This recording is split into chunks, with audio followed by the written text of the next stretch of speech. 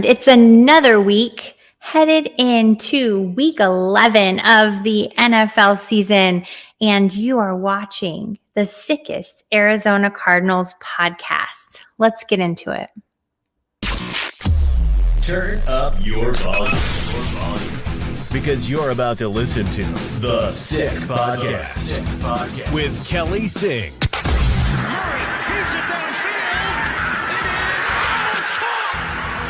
It is caught. DeAndre Hopkins. Miraculous. It's Murray magic. The Sickest Arizona Cardinals podcast. It's gonna be sick. Hello. You just have me today, Kelly Singh, host of the Sick Podcast with Kelly Singh, the Sickest Arizona Cardinals podcast. Don't have a guest today. It's just me recapping. I am at work. I know that longtime fans notice when my background changes. And yes, it's kind of a cloudy day here today in California. But that's all right. We're bringing our own brand of sunshine because we're just going to call it Victory Tuesday. We don't get a Victory Monday. We get a Victory Tuesday as I'm recording this. And hopefully everyone's out there celebrating. I'm wearing one of my favorite hoodies, Hail Murray. We got some Konami code going on here on the football. But Murray didn't play, obviously. We had a little hammy injury. But we had Colt McCoy. Colt McCoy went ahead and did the job. So happy Victory Tuesday to all those who celebrate. I'm excited to say we have improved to 4-6 on the season. Not great, obviously, but it's a win, and we need to celebrate the wins. We need to roll with the punches. We accept our losses as much as we can with grace, but we're going to go ahead and take those wins and celebrate them. I see a lot online about people saying this is a throwaway season, blah, blah, blah. Fine. Say what you will, throwaway season or not. It's still okay to be happy. It's still okay to have joy when your team wins. So that's what we're going to do today. We're going to celebrate. We're going to be happy. We're going to talk about how our Arizona Cardinals beat the LA Rams at a score of 27-17 with our backup to our backup, Colt McCoy. I mean, it's a lot of backups happening, right? But we got to do what we've got to do, and they did it. And they did it as a team. I don't think there was anything that was worth complaining about. I mean, a lot of people last game said, why didn't DeAndre Hopkins get the ball more? Why did Rondale Moore get the ball so much? This game, Hopkins did get the ball, did make an impact. Rondale Moore got the ball. Rondale Moore made an impact. I mean, we had a lot going on, and I think that it's worth, again, celebrating. I keep saying celebrating. What I want to do is kick off the show here talking about DeAndre Hopkins. We have a fun little graphic because we love graphics, and we can see that Hopkins had 26 routes, 10 targets, 8 catches for 83 yards. And what does that translate to, you might ask? Well, I happen to be bookmarking a bunch of stuff, as I always do on Twitter. I'm not going to share my screen with you today because I'm not as organized as I typically am. But Hopkins versus Ramsey.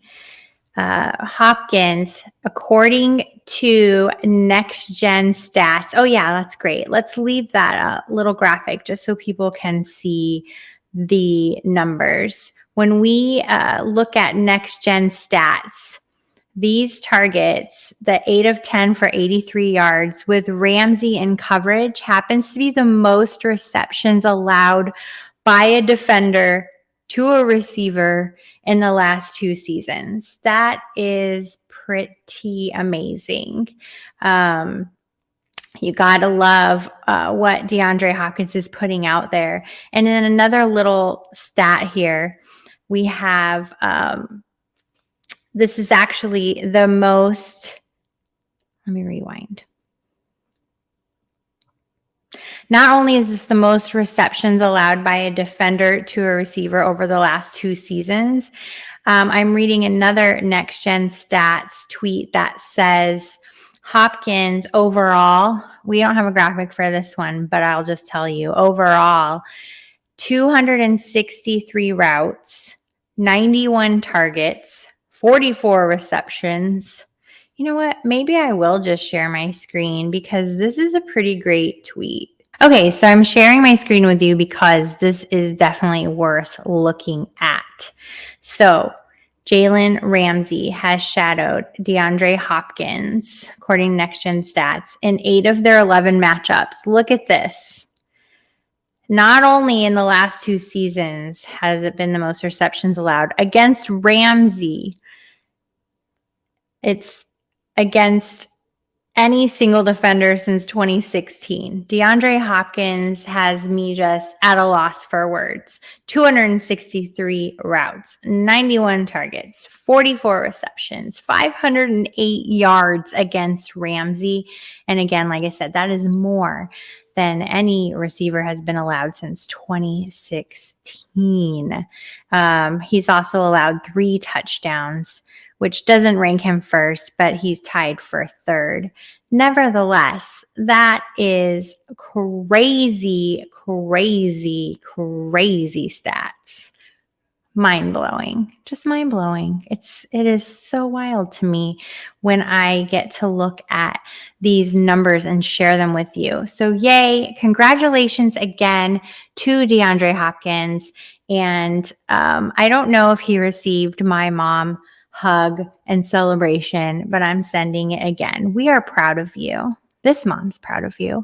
And I'm sure tons of fans are proud of you. And I know DeAndre Hopkins only likes to celebrate the wins. He feels like it doesn't matter if they don't win. And honey, you won, and it definitely matters. So the Rams have now fallen to 3-6. The Cardinals have improved 4-6 on the season, which is fantastic. So if we look at Colt McCoy, he really did perform well. He did what we asked of him. Is he a Kyler Murray? No, but he got the job done, and that's all that matters. So with Kyler out with his hamstring injuries can be tricky. Hopefully he's back quickly. We have Colt McCoy, who's played in the league for 13 years. And, you know, it's not so bad. We have defensive players that were in the game. We had Antonio. Of course, we had defensive players in the game. What am I saying? We have defensive players in the game that made a difference, that made us cheer. And that happens to be Cardinals quarterback, Antonio Hamilton, with a career banner game against the Rams, where he forced 2 incompletions and allowed only 22 yards on 9 total targets. So that is definitely something, again, to celebrate. Good job, Antonio Hamilton, Cardinals cornerback. What else do we have here? We have a rookie. And I am totally going to slaughter his first name, so I'm not going to attempt it until I can properly say it. But last name, Sanders. Best game of his rookie season on Sunday. And he definitely did well out there. He picked up a 2nd sack of his career against the Rams. He also got in a tackle and 3 stops on 4 run defense snaps. Not too shabby. Cardinals defense definitely won the day for a lot of fans, but also for daily fantasy sports players.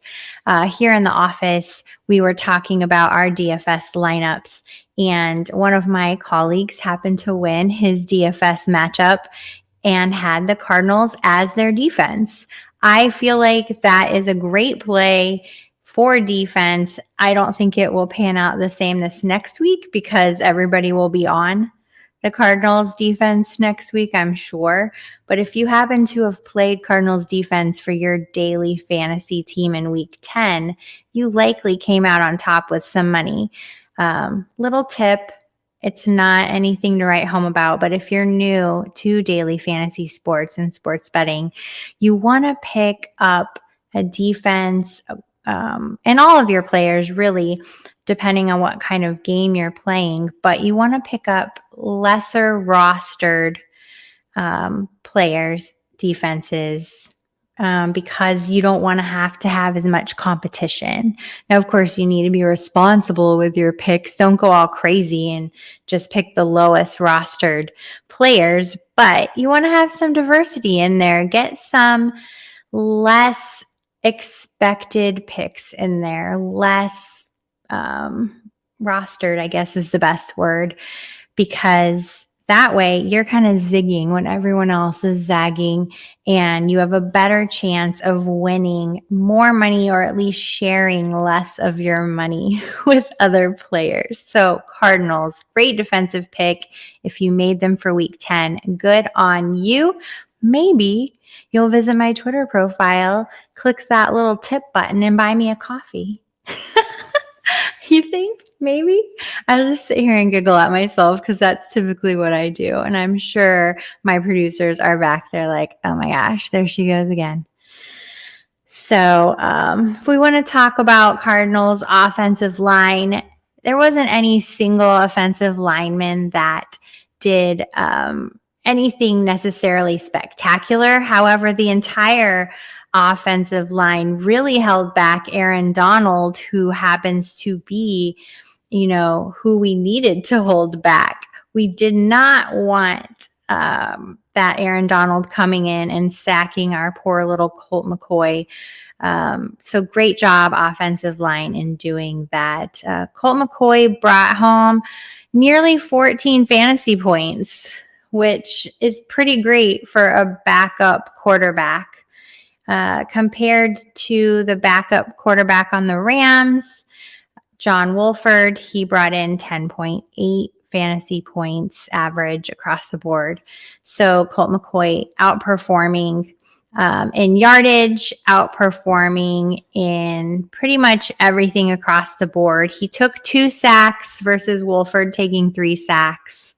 He passed 1 touchdown. Wolford also passed a touchdown, but Wolford was intercepted while Colt McCoy managed to not be intercepted in the game last week. So good job, Colt. Good job. Let's talk about injuries. We know that we suffered a pretty major injury this past week with Zach Ertz. Not only was it a major injury, what I'm reading is a season-ending injury. So unfortunately, we will not see Zach Ertz again this season on the field for the Cardinals. And honestly, it makes me super sad. And I could shed a tear over it because I'm a super empathetic person. Not only am I an empathetic person, I'm a Zach Ertz fan. And I love the home that he's found in Phoenix with the Cardinals. So, Zach, I hope that you get well soon. We are all cheering for you, and we hope to see you again on the field in the 2023 season. In the meantime, we have to move forward, but that was a real blow to us. We have DJ Humphries with a back injuries, questionable. We have, several other players. Cornerback Byron Murphy, a back injury, questionable. And DJ Humphries is an offensive tackle, by the way. Sorry about that. And then we also have Max Garcia, offensive guard, with a shoulder injury, also questionable. So we have some of our couple offensive linemen beat up, cornerback beat up, but I think we may be able to hold our own. However, the odds are not with us, as the 49ers are a 7.5 point favorite for next week's game. I don't think that's insurmountable. It's not. I think we can definitely do that. That's instead of kicking a field goal, we just do a 2-point conversion and we beat the spread, right? There, glass half full. So we have a predicted score of 49ers 27, Cardinals 19. That is what our hometown paper, AZ Central, is saying. And I don't know that I'm behind that. We want to think that the Cardinals have turned a corner, says writer Jeremy Clough. We want to think that they've turned a corner with their wins over the Rams. The 49ers defense will slow down Arizona, however, in this game. So that is the prediction from Cardinals beat writer for AZ Central, Jeremy Clough. That is tough. Do I want to get behind that? It sounds logical, but I really feel like the 49ers have their own struggles too. They do. They have their own struggles. I'm getting lost in my own thoughts here. We have Garoppolo, who is a good quarterback. I'm not saying he's not a good quarterback. He is a good quarterback, but he is somewhat volatile and he's not a top QB. The Cardinals defense, however, had a great game last week. If they could bring that into this week's Week 11 game against the 49ers, I think that they could kind of freeze up the offense. Like, let's just put a pin in that. And maybe it's just enough holding off the offense that we could pull out a win. Maybe it could go to overtime and we could get that glass half full scenario that I talked about, where we get the 2-point conversion and a touchdown and beat that 7.5 point spread. But like I said, that's just staying positive. If we want to look at what else is being said around the internet, ESPN is saying that the 49ers have a 72% chance to win the Week 11 game.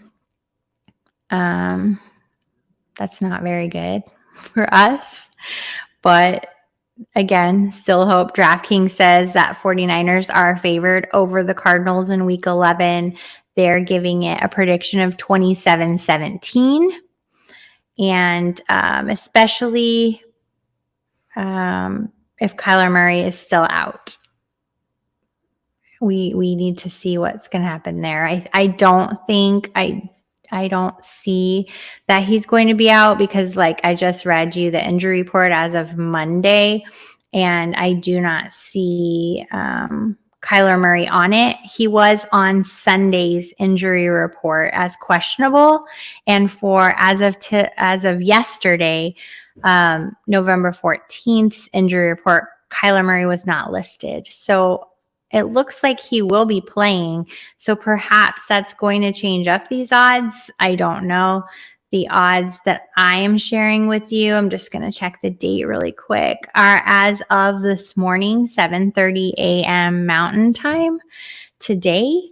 So I will be interested to see what happens after practice on, let's give it until Wednesday's practice and maybe even Thursday's practice, and see if these odds change at all. Maybe on Thursday's show, I'll be able to give you a better picture. But again, all the sports betting sites are giving the edge to the 49ers.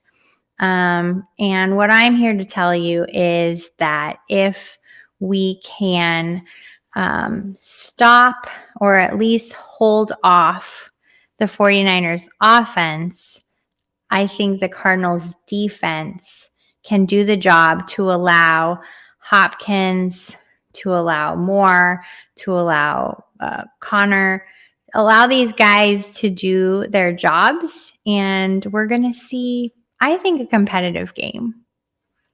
Call me optimistic. Anyway, that's what I have for you today. As always, thank you so much for tuning in. I appreciate it more than you know. And I see you out there viewing, sharing, commenting, liking. If you have questions, if you have things that you want to see on the show that I haven't been providing yet, but I could, go ahead and tweet at me at Kelly in Phoenix. You can also reach out to the pod at SickPodKelly on Twitter. And we'd be happy to maybe feature you, give you a little shout out. I think I might have even had a few shout outs before I run off. We had Next Gen Stats today. That was great. We have Joanna Cards Fan. You can find her Cards Fan Joanna. She tweeted a really great picture on Monday with her Cardinals gear and a big mug of beer, cheering on to Victory Monday. So cheers, Joanna. We have Victory Tuesday happening here. And again, thanks to our friend and beat writer, Donnie Druin at Donnie Druin. He's always supportive of the show. And you can catch some of his inside look at the Cardinals on last week's episode if you're curious at what the life of a beat writer might be like. So again, thanks for watching, and I will catch you next week. Bye. And that's a wrap. Hope you don't miss us too much until next time. Follow the Sick Podcast with Kelly Singh on YouTube, Instagram, Facebook, Google Play, and Apple Podcasts.